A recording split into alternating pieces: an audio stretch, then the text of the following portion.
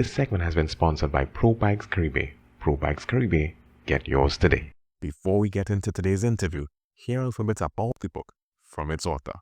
My name is Garth Voisin, and I'm the author of the book The Journey Continues to Evolve. It's a self-help motivational book for everyone, all ages. It helps you to read and be inspired and motivated throughout the month. Also, write your notes so that you can also reflect on how far you've come. This book can be found on Amazon.com on the Kindle edition. Greetings, listenership. Welcome to TLC, Tropical Literature Creators, the podcast where we interview authors of Caribbean heritage about themselves and about their literary works. Imagine holding a journal that not only inspires you, but grows with you, a motivational tool to guide you through self-discovery and evolution. Today, we dive into the mind behind The Journey Continues Evolve.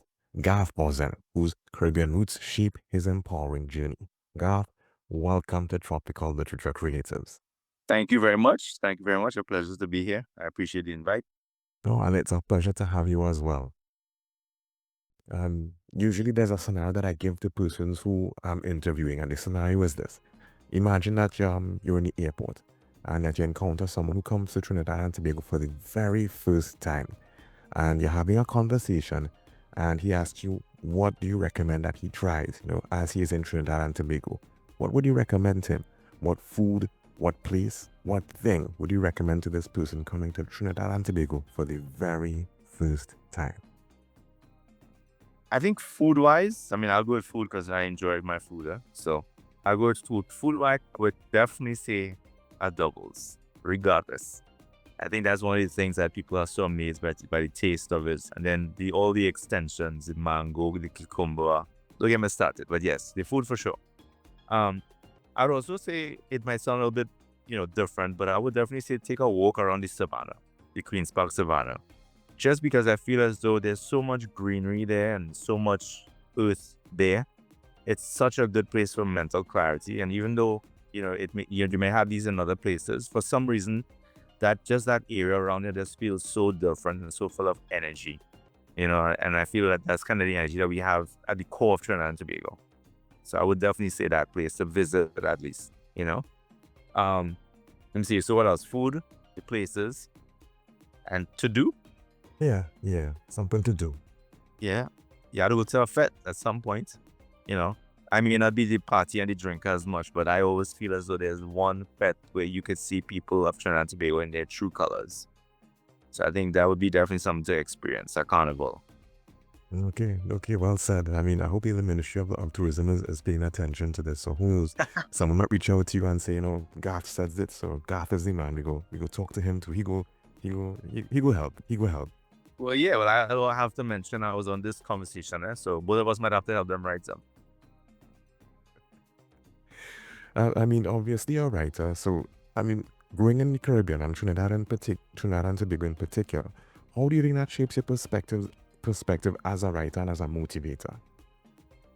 I think when you look at a place like Trinidad and Tobago where there's so many different cultures, for me as a writer, it shows so many different perspectives.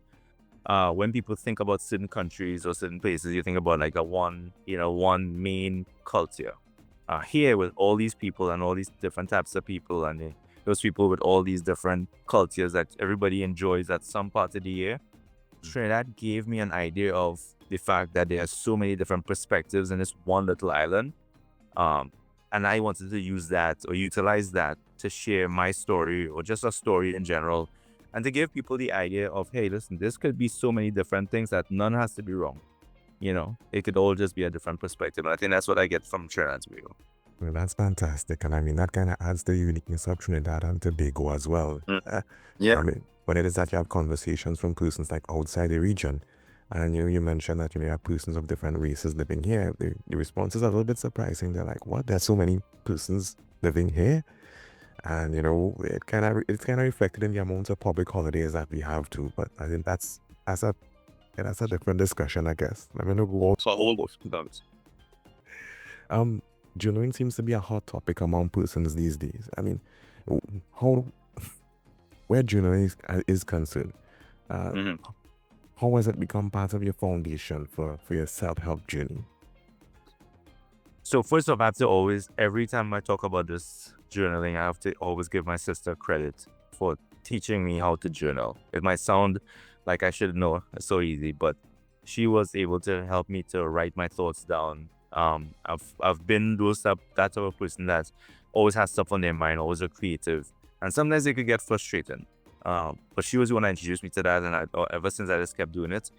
And now it's a hot topic because we look at the mental health issues that come from not being able to communicate what's on your mind. So it definitely gives you some clarity. And for some reason, it just feels lighter when you get things off of your mind or you talk about it. So for me, getting it on paper was one of the ways that I would get it off of my mind. And then it's like you're emptying the thoughts for new thoughts. So as a creative, that definitely helps me every single day to be more creative and to come up with different ideas and different strategies for different things, because I feel as though sometimes we get so overwhelmed if we have no one to talk to that we feel like they have no other options. So journaling for me is that option. Okay, okay. I mean, we're here to talk about your book, but sometimes I think the story behind the story is so much more interesting. Could you share a little bit about your personal story and experiences that led to writing The Journey Continues Evolve? Well, I'm glad you asked that question because there is a story behind the book. So I will try to narrate this story in a summary kind of way, right? I when I left and I actually went abroad, I was looking to get into acting and modeling and that type of stuff at an earlier age, right? And some of the opportunities that presented themselves, let's just say it didn't fall along my moral compass, like things I would want to do to get into a certain space, right? Now we hear more about it now, but back then there was a lot of different things that, people had to go through to get to certain points without naming stuff in particular. And also the idea of what it was and what it is two different things. So I started off doing modeling, personal training, acting, wherever I could get something. And an opportunity came up and also fell through. And instead of being disappointed, I was like, you know what? This is a good idea or good opportunity for me to write something and to write my book and to get it published. Because one, I control the narrative when it comes to that. Like I could get it published and edited and put it out. And two, I realized that what I wanted or what I thought I wanted all the time was not exactly what I needed. And it really pushed me into more the direction of sharing more mental health stuff and doing more with journaling. And I think that was the catalyst to even where I am now in my space now in terms of with men's mental health or just mental health in general. So that is a quick story behind it. There's a lot more, but that would be a summary of how the direction happened.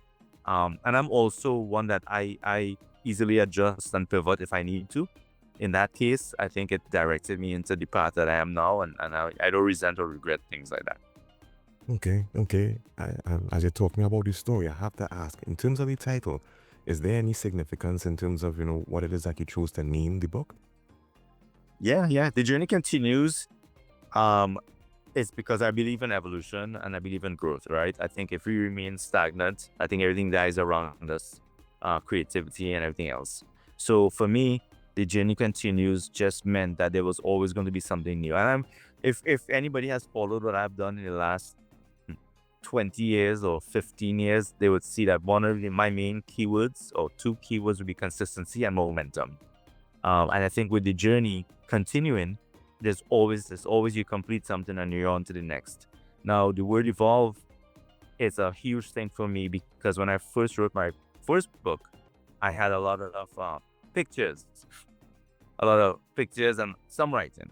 And when I got to the journey continues evolve part of it, I was like, you know what? As a writer, I would love to evolve as a writer and as a person. And how could I show that or depict that in my writing?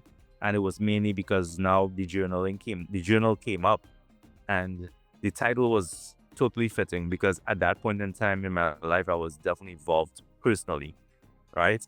So it made sense to me, and it actually was one of the better books that I've had because of the fact that a lot more people understood the need for growth, and they understood that process is one of the processes that's not really an easy process, and you have to kind of trust the process, but it keeps going. If you want to get better, you don't just get better and that's it. There's always an opportunity for growth. So that's why that title is kind of personal to me too. So that's why I came up with that one. Okay, I mean, thanks for sharing that, man. Um, in terms of the format of the book, I mean, why choose to go? We have a 4 week journal because I started to peruse it, before, you just have a better idea. And personally, I kind of like it as well because it doesn't seem to be like mentally taxing or anything like that. Right. I Yeah. mean, I don't want to give away too much, but I mean, there's an excerpt there that puts me in a frame of mind. Asks me like some stuff to consider, and I try to write stuff down. My only concern, disappointment, about it is that sometimes the how should I put this? But the thoughts that come into my head, there are too many thoughts and too little lines to write it on. That's just like yeah. Yeah, and it's as with everything else. I think it's a guide, right? When I came up with the concept came from kind of what you're saying, actually. So there's another book that my mom always used to have me read when I was younger, and the concept came from that book. It was always something per day to read that was supposed to help to motivate or encourage or empower you, right? So I would read that every day. She would come bring it. Hey, read this today, and I would read it. Don't read it, I'd be in trouble. And then I got comfortable reading it because I realized, okay, this is good, and it set the tone for my day. So the book is literally to set the tone for your day, and the thoughts part of it was because when I would read the book, I'd be like, well, I like what I read. I have a perspective on it. And that's why when I did my own, I was like, okay, cool. Let's kind of take some from that and let's add a little bit. And then the area for the amount of thoughts, or like the lines for the amount of thoughts, yeah, it could be longer, but I didn't want something to overwhelm the reader, because a lot of times we write for ourselves and not for the reader. So I felt as though it would have been a good place for them to actually read something and write down what they understood from what they read, and then reflect on it at the end. But yeah, it could definitely have more pages. And maybe that might encourage you to journal in a notebook. You never know. Maybe it's just a guide. Maybe, and I like how you put that. The fact that you could journal kind of makes me as a reader feel a bit more invested in what's there now. It's like, Yeah, yeah, yeah, so I have a personal stake in it too. yeah, yeah. I mean, you just mentioned something there. The word that came up was reflection. hmm Why do you think reflection is such a critical part of personal growth? We always talk about can't connect the dots unless it's backwards, right? Like we really can't connect things forward like that. We can connect backwards. I think reflection gets us a better idea of not just where we are, but how far we've come. A lot of times we do give ourselves enough credit for how much we've done, or how far we've come, or how much we've grown. And one of the things with the book as well is that I want people to understand, hey, last month this was you, and this month this is you. So the positive would be I've grown, or the opportunity, because I'd already use the word negative. So I say the opportunity is that, hey, maybe I need to do a bit more work, because if this is my thoughts last month and then this is my thoughts this month, then maybe I have some work to do. And I think we all have work to do. So your reflection is key to understanding where you are on the journey, and also understanding just how far you've come. Yeah, yeah. I mean, I like that. I like that. Um, Here. I like the fact that you mentioned that it wasn't too taxing, because I feel as though sometimes when you read books, it can be overwhelming. I don't know if that makes sense to listeners, but sometimes when you read a book, it can be so overwhelming. You just read, and you're like, well, in between there, you have these thoughts, and you're like, you know what? Well, I wish that I could say something, but then most times you read a book by yourself, right? yeah. So you are able to be with yourself, by yourself, and still be able to share your own thoughts, and then kind of look at it and say, okay, cool, this is what I was thinking when I read this paragraph. So I like the fact that you did say that the book wasn't too taxing, because that's the one thing I feel when things look too difficult, most people shy away from it. But if we make it something that people could relate to, I think it's easier for them to stick with it. Yeah. For me personally, one of the great things of this project is I get the opportunity to read books by so many different authors. And, sometimes it's just like, a lot of authors and a short space of time frame in which I have, to read to get acquainted with their works. But with yours now, like I said, it wasn't very demanding. I just sat down, I went through, I was like, okay, I have thoughts about this. Even, we made an attempt to just, scribble a few thoughts while I was getting ready. I was like, this is pretty good. I could get used to this. I could get used to this. Yeah, there was an opportunity I had to speak to a mentor of mine about that book before we actually did it, and he was telling me, he was like, a lot of times people don't understand they have books in them, right? Like we read everybody else's book. We're like, well, why don't you write a book about you or a book about your life. Because there's always this connectivity with human beings, and there's always this relativity with people. People always could relate to something in some form or fashion. And with the book, like you get a chance to see that, hey, the book never has to be perfect, the book just has to be done, and that's one thing that people don't get. And I think me as an author, or a motivational mentor, coach, or empowerment coach, I like to encourage people to get started. Sometimes you look for perfection. Sometimes you might have a couple things in the book that may not be spelled right. Like, the editor might miss something. But the idea is the book was completed, and that's an accomplishment. So when people get the book, they're surprised by how simple it comes out, but they don't understand what it's as you're doing for them. It's actually getting them to say, well, if God could write a book, I feel like I could write a book. Like I could get something out there that somebody might want to read. So there's so many different things about this book, man. I was in love with this process because of the fact that I knew it could benefit people in so many different ways. Yeah, yeah, and I like that. I like that. I mean, you had mentioned that it would benefit persons in so many ways. What do you want? I mean, when persons go through this book, do you have any like, do you have any takeaways that you would like them to have from this book when they go through it? Yeah, I just want them to understand that you do not have to have things all perfectly lined up to get started. One of the things that helped me on my journey is that I really didn't wait for perfection. I didn't wait for perfection. I asked lots of questions, which I still do up to today. And I just wanted to start. I wanted to start because I felt as though it's something that's in us, and we all have something in us that somebody else would love to listen to, or love to read, or love to hear. I think that's one of the things I want people to understand about books like these in general, not just my book, but any book that you read. That person doubted themselves. That person went through some type of a process. That person maybe didn't get it right the first time, but that person started. Okay, okay. And one of the target groups that you had for these persons were men, young men in particular. I mean, the book as it is, as I was going through, I mean, it could be for like any different age group, any particular person who wants to, go through the items. But you said men and young men specifically. What do you think would they find particularly empowering when it is that they go through books, that your book in particular? The empowerment comes from understanding that your thoughts are very, very powerful to what your actions look like. They always have a purpose behind your thoughts. And then your thoughts becoming words is the same thing. With the book for the young men, the reason why I kind of wanted to touch on the young men in this scenario, and like you said, anybody could read the book and it could relate to them because the idea is to be relatable, right? But for the young men and men, I wanted them to understand that a lot of times we may not learn how to communicate effectively or for other people to comprehend. But the one thing we can do is communicate with ourselves. We love to talk to ourselves and talk to ourselves for real. Journaling had helped me to go through times in my life where there was nobody to talk to. All right. And sometimes as men, we're taught to conceal and not to communicate. So if we could find an avenue, or we could find a road to go somewhere where we could say, okay, let me be in my thoughts, and let it be a okay process where I'm not frustrated or depressed by it. That was what I would want them to do with a book like this. And like I said, not just my book, but any book that has an opportunity for you to journal your thoughts, because a lot of times there's so much on your mind and so little people around to talk to that it could become overwhelming. And you want a young person to understand that they don't need to be overwhelmed by the things that go through their mind. They may need to understand it a little bit more, right?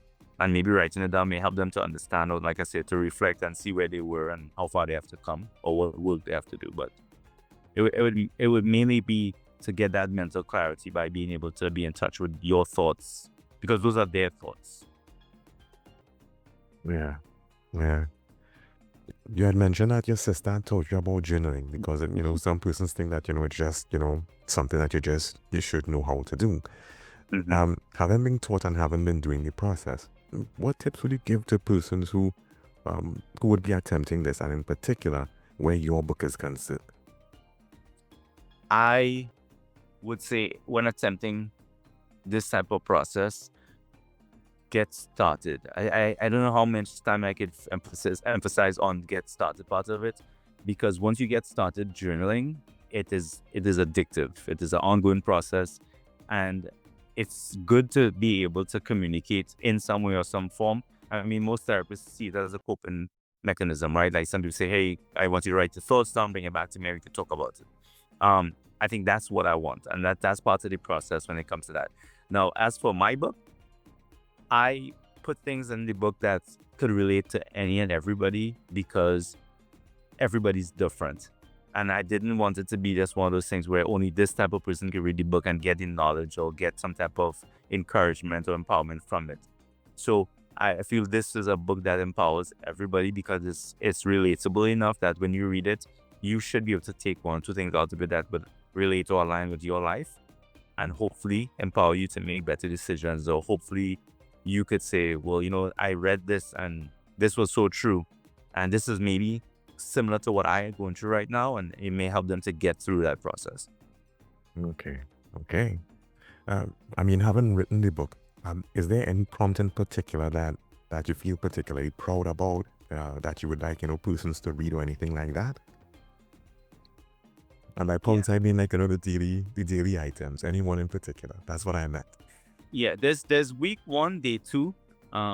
I had put a topic there, and I remember this one because it was something that always comes to the top of my mind. A lot of times when we give advice to people, we also have to take the advice, right? And the advice was more or less that there's a process in everything, even becoming better as a person.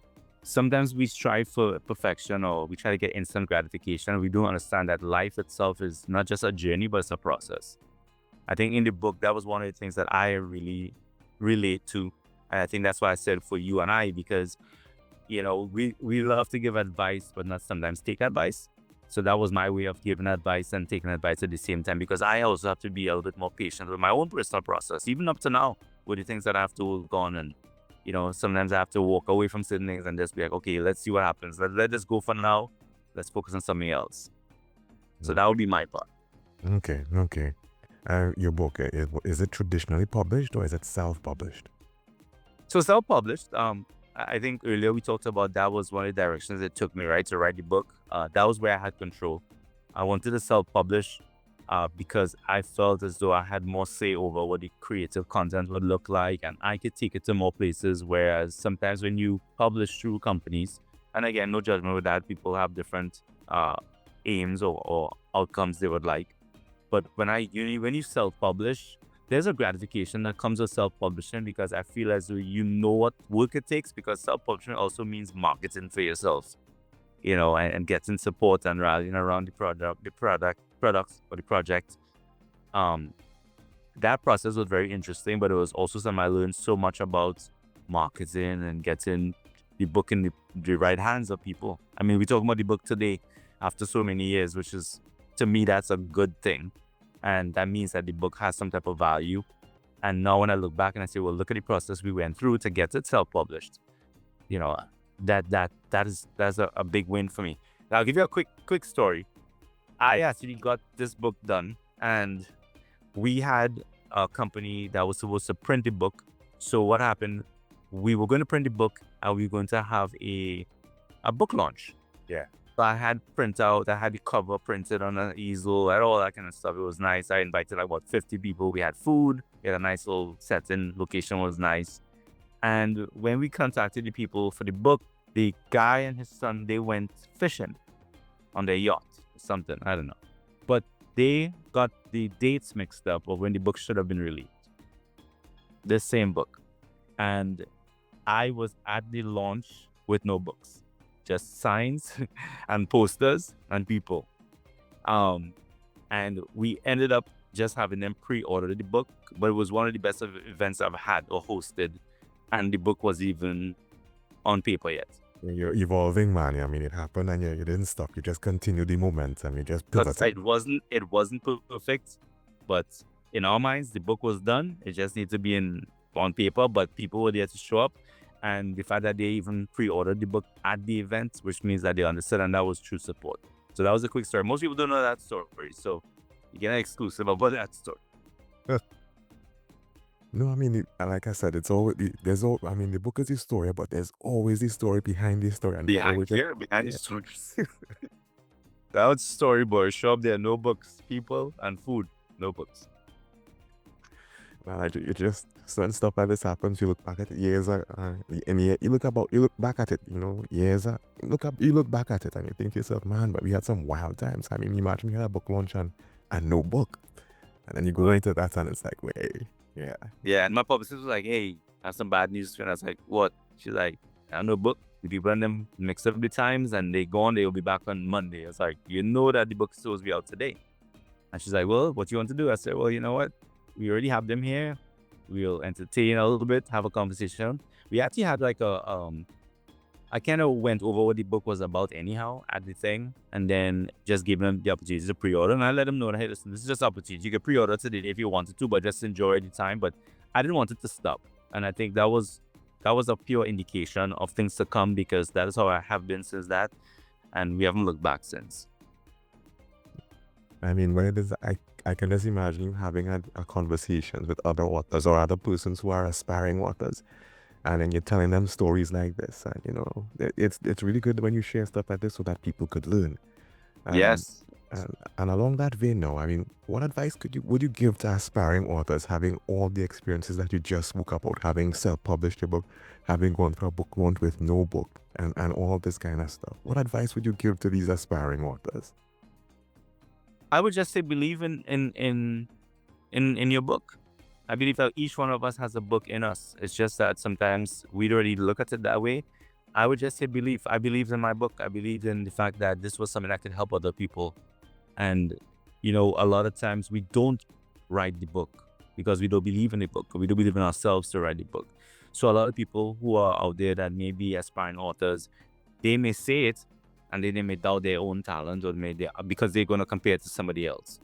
Just believe in yourself, believe in the product, believe in the book, because again, books like these show, one, that it can happen, and two, that there are people out there that relate to the thoughts of other people, and the only reason why they may not relate to it in public is because they don't even know, because it's not been shared. So I would definitely let people know, hey, you have to believe in what it is you're doing, because when you believe, that energy transfers to the people who read it, because now they tend to say, okay, cool. And if you could do it, I could do something like that. And that's always a good thing, because then you're carrying on the message and you're sharing the experience. Like what we're doing today. Yeah, I agree. I entirely and totally agree, man. So that pretty much brings us to the end of our conversation at this time. Persons who are listening, if you're ready to start your journey to evolve, grab a copy of The Journey Continues Evolve on Amazon, or through contacting the author himself at his Instagram for daily doses of motivation. Garth, I mean, did I miss anything? If it is that persons wanting to get copies of their books, Amazon and yourself, or is there another channel they can get copies of your books? So they can actually find me on Instagram, and then message me on there too, at I am Garth Voisin on Instagram. The Kindle copies are available. I want to print some more copies at some point and get them in a couple stores, but the Kindle, that's available. Um, Other than that, I wanted to say thank you for creating the space. I think a lot of times we have these conversations, and you might interview me, and I might be like, hey, I appreciate it, but thank you for creating this space, because this is something that a lot of people um don't do. So the fact that there's a space for us to talk about this and to share that, uh, I want to tell you thank you for creating this space and giving us the opportunity as authors to share our experience and, for lack of a better word or words, the journey. Thank you, Garth, for sharing your wisdom and this incredible tool for personal growth. To everyone listening, remember, your journey continues and the power to evolve, as God said, it lies in you. Just get started.